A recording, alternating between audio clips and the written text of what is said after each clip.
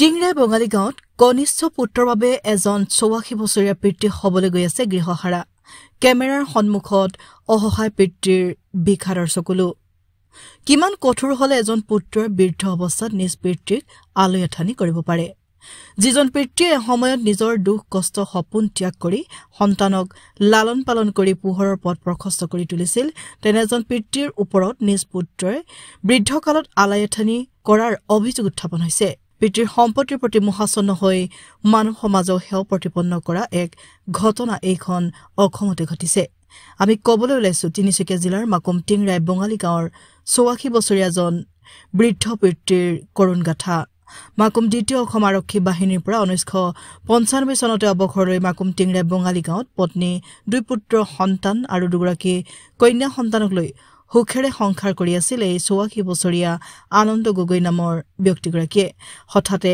আনন্দ গগৈৰ পত্নীৰ বিয়োগ হোৱাত জীৱনলৈ যেন অন্ধকাৰ নামি আহিল পত্নীৰ বিয়োগৰ পাছতে জ্যেষ্ঠ পুত্ৰ বোৱাৰী অন্য ঠাইত জীৱন নিৰ্বাহ কৰাৰ লগতে দুই জীয়ৰীও বিবাহ পাশত আবদ্ধ হয় পৰৱৰ্তী সময়ত অপূৰ্ব গগৈ নামৰ কনিষ্ঠ পুত্ৰগৰাকীও বিবাহ পাশত আবদ্ধ হোৱাৰ পাছত অন্য স্থানত থাকিবলৈ ললে জীৱনৰ শেষৰ সময়ছোৱা অকলশৰীয়া হৈ পৰিল আনন্দ গগৈ নামৰ ব্যক্তিজন অৱশেষত অকলশৰীয়াকৈ থাকিবলৈ অসুবিধা হোৱাত আনন্দ গগৈয়ে দ্বিতীয় বিবাহ কৰিবলগীয়া হয় এতিয়া হিল কনিষ্ঠ পুত্ৰ অৰূপ গগৈৰ বিৰুদ্ধে উত্থাপন হোৱা অভিযোগৰ আঁৰৰ বিষয়টো কনিষ্ঠ পুত্ৰ অৰূপ গগৈয়ে নাগৰিক পঞ্জীয়ন উন্নীতকৰণৰ নামত পিতৃৰ পৰা ভুৱা স্বাক্ষৰ লৈ পিতৃয়ে বসবাস কৰা ভূমিৰ লগতে বাসগৃহটো নিজৰ নামলৈ হস্তান্তৰ কৰি নথিপত্ৰসমূহ মহাৰাষ্ট্ৰ নামৰ এটা বিত্তীয় প্ৰতিষ্ঠানত বন্ধক ৰাখি ঋণ লোৱাৰ গুৰুতৰ অভিযোগ উত্থাপিত হৈছে অপূৰ্ব গগৈয়ে সেই ঋণ পৰিশোধ নকৰাৰ বাবে বিত্তীয় প্ৰতিষ্ঠানটোৱে বাসগৃহটোলৈ জাননী প্ৰেৰণ কৰাত ৮৪ বছৰীয়া আনন্দ গগৈয়ে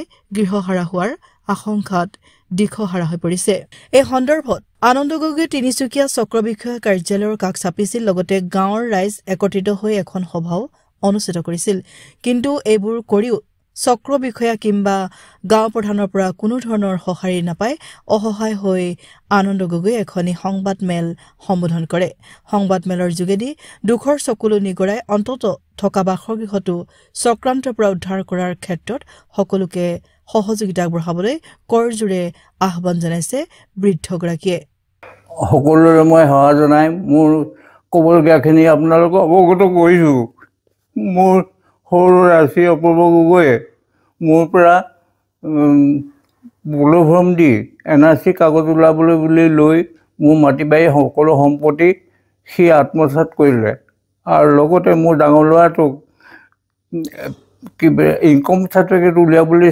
চহী লৈ তাকো মোৰ তেজৰ পুত্ৰ কৰালে এতিয়া উপায় নাপায় মই সকলোৱে আবেদন জনোৱা হৈছে DC মহোদয় চক্ৰ বিষয়া মহোদয় থানা আৰু সাংবাদিকৰ সকলোৱে জনোৱা হৈছে সকলো আশ্ৰয় বিচাৰি মই এতিয়া নিৰুপায় হৈ উপায় বিচাৰিছোঁ এইবিলাক কি কাৰণত হৈছে মোৰ দুৰ্ভাগ্যবশত সেই দুৰ্ভাগ্যৰ কথাবিলাক আপোনালোকক অৱগত কৰিছোঁ ইয়াৰ বিষয়ে আপোনালোকে সুবিচাৰ কৰি মোক যেন কিবা এটা উপায়তে উদ্ধাৰ কৰে এই প্ৰাৰ্থনাজনো হ'ল নিউজ লাইভত মই আমন্ত্ৰণ কৰিছিলোঁ যে মোৰ দুখৰ বিষয়খিনি প্ৰকাশ কৰিবলৈ প্ৰকাশ কৰিছোঁ তাত দুখ হৈছে মাৰ্জনা কৰিব নামটো পৰিচয় দিব আপোনাৰ পৰিচয় দিব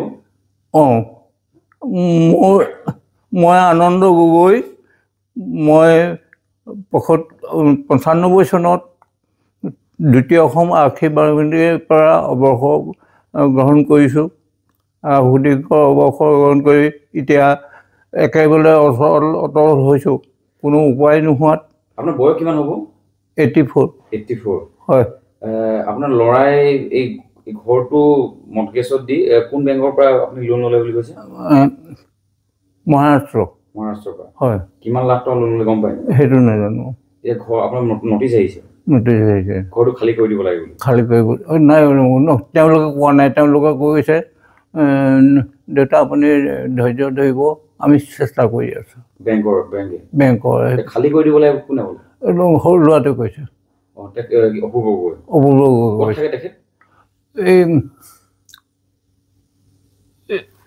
ইয়াতে মোৰ ফ্ৰণ্টত মেইন ৰাস্তা কিনাৰত ডাঙৰ এটা বিল্ডিং আছে সেইটোৱেই তাৰ ঘৰ এনে আপোনাৰ মাটি কিমান তেখেতে আপোনাৰ মৰ্গেজ হিচাপে ল'লে বুলি ক'লে? কিমান দিলে মানে এতিয়া মোৰ টোটেল মাটি 2 বিঘা। 2 বিঘা। 2 বিঘাৰ ভিতৰত? 2 বিঘাৰ ভিতৰত কিমান দিলে জানো, এতিয়া নটিচ পাওঁতে গৈ মোৰ ঘৰটো সি দিছে বুলি গম পালোঁ। আচ্ছা, আপোনাৰ ডাঙৰ ল'ৰাটোৱে কিবা কৈছিলেনে এইটো বিষয়ে? ডাঙৰ ল'ৰাটোৱে কৈছে যে তই সৰু পুতক ওচৰত দিলি, মোক কি দিলি? ক'ত থাকে ডাঙৰ ল'ৰাটো? শদিয়াত থাকে। শদিয়াত থাকে। হয়। আৰু ছোৱালী দুজনী যোন কথা ক'লে সিহঁতে কিবা কৈছেনে আপোনাক? একো কোৱা নাই। এই বিষয়ে একো কোৱা নাই। এতিয়া আপোনালোকৰ ঘৰত কোন কোন থাকে? মোৰ ছেকেণ্ড পৰিবাৰ আৰু মই থাকোঁ। আগৰ পৰিবাৰ আপোনাৰ ঢুকালে? আগৰ পৰিবাৰ সেইগৰাকী ফটোতে ৰাখিছোঁ। আপোনাৰ পিছফালে কিবা মাটি বিকা হৈছে বুলি ক'লে? হা? মাটি বিকিছে বুলি ক'লে? সি বিক্ৰী কৰিছে বোলে, সেই 3টা প্লট বিক্ৰী কৰিলে। এতিয়া 84 আৰু 75 ইমানকণ মাটি আছেগৈ আপোনাৰ ঘৰত যে? হয়। এই মাটি কিমান টকাত বিক্ৰী কৰিছে সেইটো নাজানো। আপোনাৰ মানে অজ্ঞাতে চব অজ্ঞাতে। আৰু এতিয়া আপুনি ইতিমধ্যে আপুনি চাৰ্কল অফিচাৰ হেৰিত গৈছিলে ন? কৰিছোঁ। চাৰ্কল অফিচাৰ কাষত গৈছিলে? চাৰ্কল অফিচাৰ কাক চাপিলেগৈ আৰু? কৰিলোঁ। তেখেতসকলে কিবা কৈছে নেকি? তেখেতে মণ্ডলক মাতিলে। মণ্ডলক মাতি এনকুৱাৰী কৰিবলৈ ক'লে। ৰিপৰ্ট এণ্ড একশ্যন বুলি লিখিলে, মোৰ আগতে লিখিছে। মোক ক'লে বোলে এইখিনি ল'ৰাটোৱে চিটিং বাজি আপোনাক কৰিব নালাগিছিলে, নিজৰ সন্তানে যে এনেকুৱা কৰে এইখিনি মই চাম বুলি ক'লে। কি কৈছে? সমাজত মই লিখিছোঁ নহয়। সমাজে ক'লে বোলে এইটো সমাজ আহিলে, গাঁওবুঢ়া নাহিলে। 24 চনৰ ডিচেম্বৰ 5 তাৰিখে মিটিংখন দিছোঁ, সেইখিনি লিখি দিছোঁ। ইয়াত লিখা আছে প্ৰত্যেক সিহঁতে। গাঁওবুঢ়া মানে নহাৰ কাৰণে গোটেই ৰাইজে আহিলে, গাঁওবুঢ়া মিটিংখন নহ'ল। গাঁওবুঢ়া হ'ল মানে অপূৰ্ব গগৈ, মোৰ সৰু ল'ৰাটো মাইকীজনী ৰিলেশ্যন, তেহেঁতৰ আত্মীয়। গতিকেলৈ মোৰ প্ৰতি ইণ্টাৰেষ্ট নাই, তাৰ প্ৰতিয়ে কিবা এটা কথা ক'লেও সি তাক লগাই দিয়ে। তাৰ গাঁওবুঢ়া ল'ৰাটোৱে, গাঁওবুঢ়া কি নাম? ইয়াৰ নাম ঠাকুৰ বুলি জানো, নামটো নাজানো। আচ্ছা, এতিয়া আপোনাৰ ল'ৰাৰ একো কোৱা নাই। বোৱাৰী, আপোনাৰ সৰু বোৱাৰী অপূৰ্বৰ ৱাইফে আপোনাৰ যিহেতু বোৱাৰী হয়, একো কোৱা নাই। এইটো ঘটনাত কিবা কৈছে আপুনি? একো কোৱা নাই। আহে নাই তেখেতসকলৰ ইয়াত? আহে নাই? এই ডিচেম্বৰৰ 5 তাৰিখে মই মিটিং দিছিলোঁ, সেইদিনা আহিছিলে। এই ডিচেম্বৰ মানে হেৰি 2024 কিবিলাক 2024 আটাই আহিছিলে? চবেই আহিছিলে?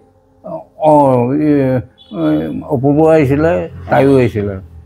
দেউতা কৰিব নালাগে নহয়, কেলৈ আপুনি ৰাইজ চাব লাগে, আপোনাৰ আমাৰ নাক কাণ ক'ত থাকিব।